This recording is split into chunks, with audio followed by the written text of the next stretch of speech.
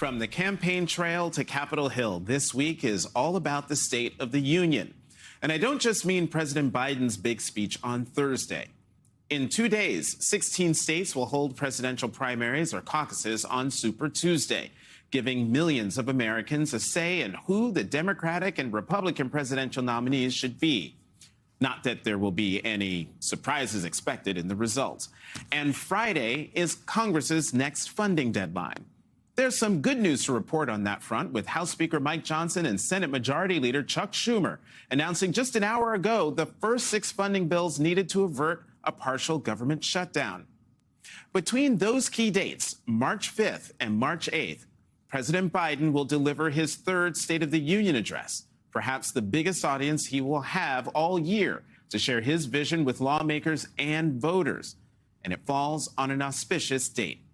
March 7th will mark the 59th anniversary of Bloody Sunday, what was supposed to be the start of a march for voting rights from Selma to Montgomery turned bloody when Alabama state troopers turned on the marchers.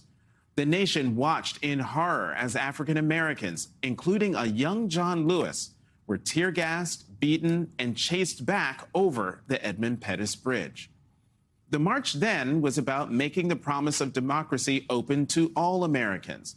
On Thursday, Biden will speak to the nation as the president leading the charge to protect our democracy today. A few hours ago in Selma, Vice President Harris previewed some of the themes that could come up in Biden's speech, from voting rights to foreign aid. And before crossing the historic Edmund Pettus Bridge, Vice President Harris called for an immediate ceasefire in Gaza. Given the immense scale of suffering in Gaza, there must be an immediate ceasefire. For at least the next 6 weeks, which is what is currently on the table. This will get the hostages out and get a significant amount of aid in. Joining me now, White House Press Secretary Karine Jean-Pierre. Karine, welcome back to the Sunday Show. Thank you so much for having me. Thank you for being here. We just heard Vice President Harris call for an immediate ceasefire as she outlined a possible 6-week deal between Israel and Hamas. Is the president hoping to officially announce such a deal during the State of the Union? So here's what I'll say. What you heard from the vice president is what this president has been reiterating, what we have been reiterating. The president spoke about this on Friday, is trying to get this hostage deal that would bring hostages home, including Americans, and get that all-important humanitarian aid into Gaza. It would hopefully last for an extended period of time. The fight, right, would be paused for an extended period of time. And there is a deal on the table right now. There is a hostage deal on the table that Hamas should take. This is something that the president has been very serious about. We've been dealing with this for the past several weeks, and Hamas should take this deal. We want to make sure that we get these hostages home, American hostages as well, and that important humanitarian aid. You heard us this week announce $53 million that USAID was in, the administrator was in the region just a couple days ago announcing that. You heard us talk about the airdropping of humanitarian aid. Just yesterday, but we need to pause this fight so we can get those hostages home and get more aid in. And that's what the vice president reiterated today in Selma, Alabama. I mean, I know you're not at the negotiating table because you're sitting right here. You're sitting right here with me. But is it likely that, or is the president hoping that when he stands in the well of the House on Thursday, that he will be able to definitively say, we have a deal and aid is now flowing into Gaza? Is that the hope? So what I can say is this is a priority.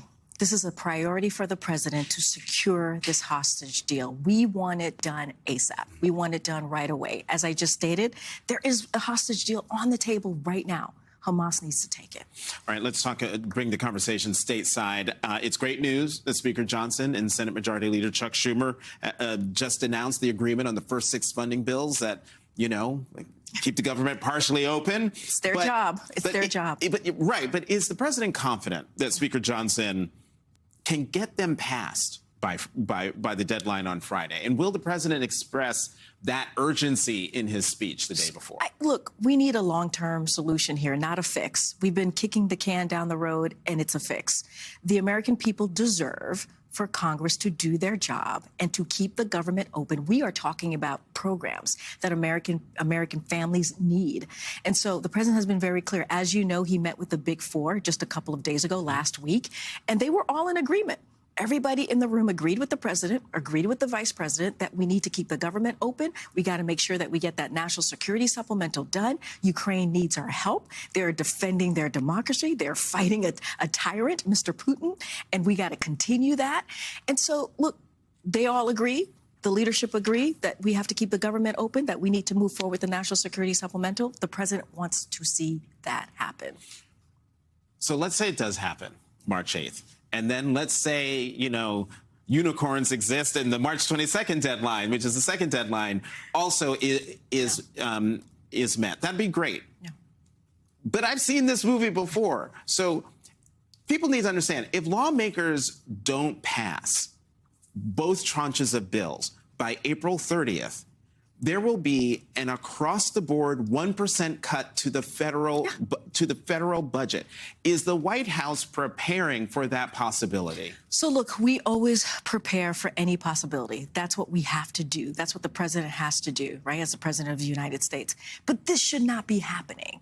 We should not be coming to a place where Congress, Republicans in the House or Congress is not doing their jobs and not keeping the government open. It is their basic duty, Jonathan. Their basic duty is to keep the government open. But to your question, we're always going to be prepared. That's something that OMB and others in the federal government are going to make sure that we're prepared for whatever comes next. But it is their job. It is legislation. That's what they're supposed to be doing in Congress, legislating.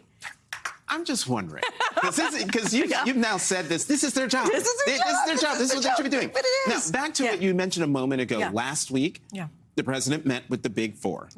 And according to the reports, 3 ganged up on 1. And apparently in the reporting, it said that the president and the speaker had their own little set-aside. In that meeting, did the president of the United States say to the Speaker of the House, it is your job. It is your job to pass a budget. I think the president has said that many times in private and in public. Obviously, I'm not going to get into a private conversation that he had with the speaker. I mean, you can. I'm not going to do that. But the president has been very clear, right? He's been very clear. It is their job to keep the government open, to make sure these critical programs that Americans need continue and don't stop. It is their job to legislate. It is their simple job to keep one of their number 1 priorities is to keep that government open. And they got to do it. They got to do it. All right, we got about 2 minutes left, and I got to get you in a bunch of stuff. Oh, my gosh. During his visit to the southern border, the president said to Donald Trump, hey, let's work together. You come to me or I'll come to you, and let's do something about the border. Has there been any response from either Donald Trump or his campaign to the president's offer? I'm going to be careful because he is a candidate. Donald Trump is a candidate, the former president. So I'm going to let his campaign and his people speak to that. What I can say is, look, you're going to hear the president on Thursday speak about the State of the Union, obviously, speak to Congress, but also millions of Americans who are going to be watching.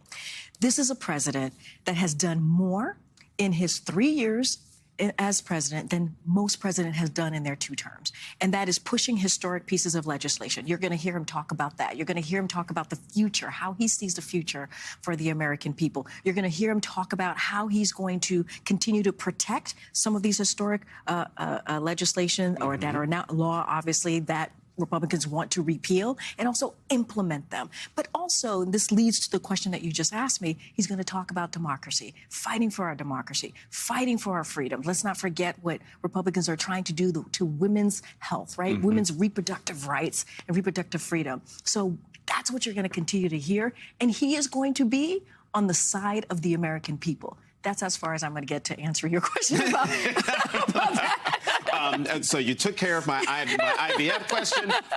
The president has made a point in his previous State of the Union addresses to mention the trans community. Should we? Are we going to hear him talk about Next Benedict? So look, let me just say about this is really, really important. So let me just say about Next Benedict.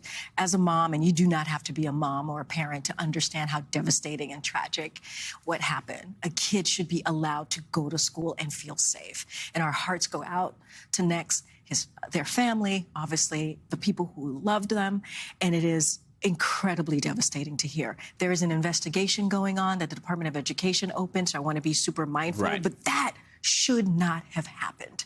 It should not have happened. One more thing, a little more definitely lighthearted. Yeah. As we showed in our show open, you were a character on Saturday Night Live last night. I want to play a clip from the cold open where, again, where you explain the president's busy schedule. 10:03 to 11, train time. And that's all before a lunch where he eats 5 whole chickens and a raw potato. Corrine, Biden is 81 years old. Isn't that a little concerning? Only if you're scared of wisdom. That's a good line. Real quick. Only if you're scared of wisdom. I love that. Are you a fan of the impression? What did you think? I think it was well done. Actually, it's the first time I'm seeing it live, or I've heard about it. I got about 24 texts this morning about it. Look, it was well done, and I don't know what else to say. I'm not sure. What are you supposed to say? Well, you've become you are embedded in the culture to become an icon when you are parodied by Saturday Night Live. So you have arrived again. Again. White House Press Secretary Thank you, Karine Jonathan. Jean-Pierre, as always, thank you very much you. for coming to the Thank Sunday you. show. Thank you.